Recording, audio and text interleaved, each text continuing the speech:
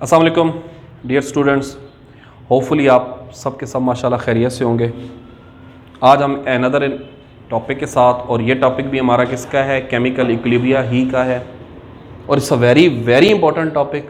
और वो हमारे पास क्या है, लॉ ऑफ मास एक्शन। सो अगर हम इसकी डेफिनेशन को चेक करते हैं तो इसकी डेफिनेशन क्या है। सो फर्स्ट ऑफ ऑल हमें कुछ पॉइंट्स माइंड में होने चाहिए लॉ ऑफ मास एक्शन को स्टार्ट करने से पहले, और वो क्या है, law of mass action is applicable to on reversible reaction. Reversible reaction are those reaction in which products can recombine to form the reactants. So ये रिवर्सिबल रिएक्शन पे एप्लीकेबल है। सो ऑब्जर्व कीजिएगा जरा डेफिनेशन को, the rate at which substance react. यहां थोड़ा सा रुक जाएं, इस सेंटेंस, इस हाफ सेंटेंस को समझे। Rate means speed at which substance mean reactant, either one of our reactant like that। जैसे हमने एक hypothetical equation दी है, इसमें अब reactant कौन कौन सा है, reactant A है, B है, reactant C है, reactant D है, may be in any of the reactant। वो कह रहा है कि rate at which substance react is directly proportional to its active mass। वो किसके डायरेक्टली प्रोपोर्शनल होगा, उसके एक्टिव मास के क्या होगा, डायरेक्टली प्रोपोर्शनल होगा। यानी आप समझना चाहें तो अभी कह सकते हैं the rate at which A react और A participate in the reaction is directly proportional to the active mass of A के। क्लियर?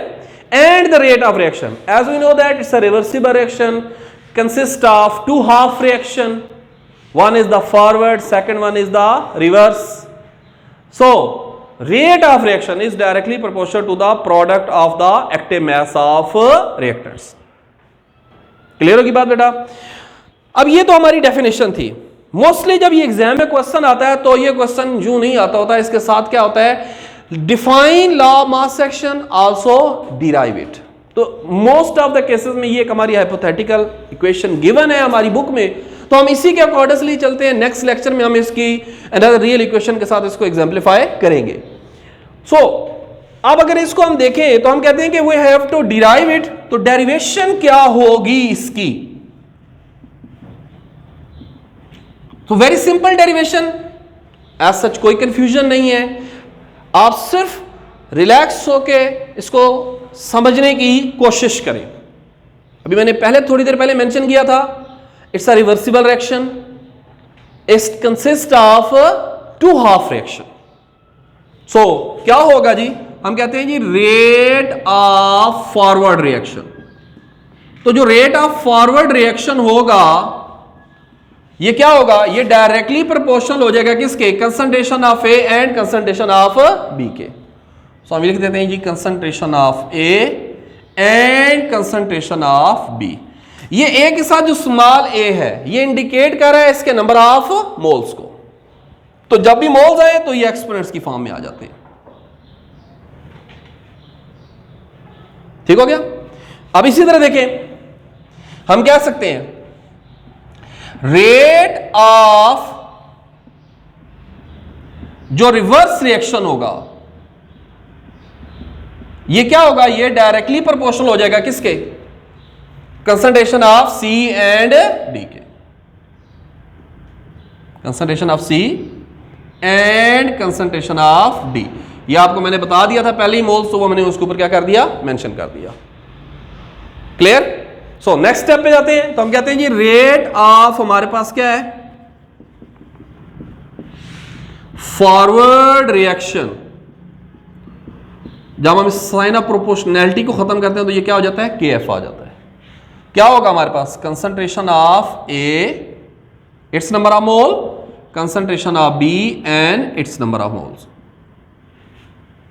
इसी तरह हमारे पास क्या होगा, अगर हम इसको देखेंगे तो ये क्या होगा, रेट ऑफ रिवर्स रिएक्शन जो हमारे पास होगा ये किसकी इक्वल हो जाएगा, K R, concentration of C its number of moles and concentration of D and its number of moles हो जाएगा। क्लियर हो गया? Now it's a reversible reaction. Previous lecture में आपको बता चुका था रिवर्सिबल रिएक्शन में क्या होता है। Reversible reaction consist of two half reaction, आज भी मेंशन कर दिया। but after some time what happen? In reversible reaction, equilibrium is established.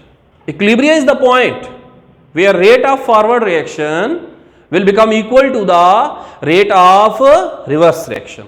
So क्या होगा? At equilibrium,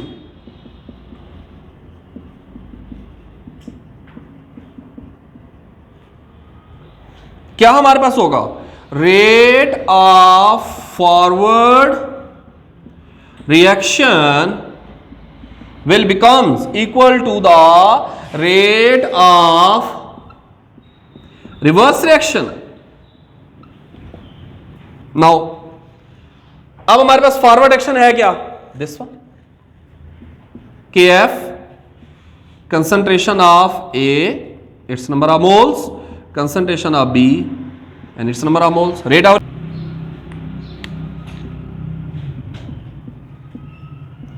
concentration of C and concentration of D and its number of moles. Now onward आगे, these are the derivation of two half, one is the forward and second one is the reverse. अब इसके बाद हम क्या करेंगे? हम इस equation को क्या करेंगे? रीअरेंज करेंगे. रीअरेंज में क्या करेंगे? कांस्टेंट्स को वन साइड पे लेके आएंगे और कंसंट्रेशंस को अनदर साइड्स पे. सो जब हम इसको रीअरेंज करते हैं तो हमारे पास क्या आ जाता है? KF ओवर क्या हो जाता है? KR will be equal to क्या हो जाएगा? Concentration of C, concentration of D over concentration of A and concentration of BK. As we know that KF over KR will be equal to KC, which is known as equilibrium constant.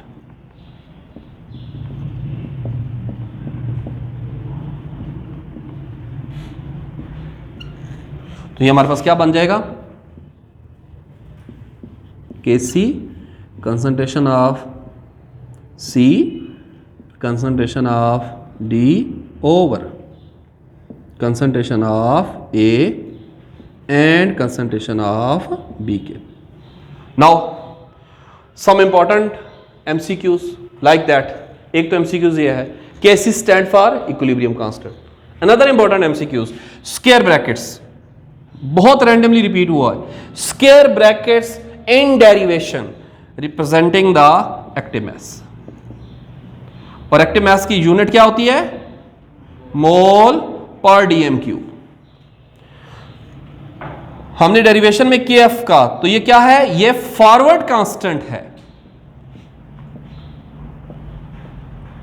इसमें हमने क्या कहा? KR है, तो ये क्या है? ये रिवर्स कांस्टेंट है. क्लियर जी?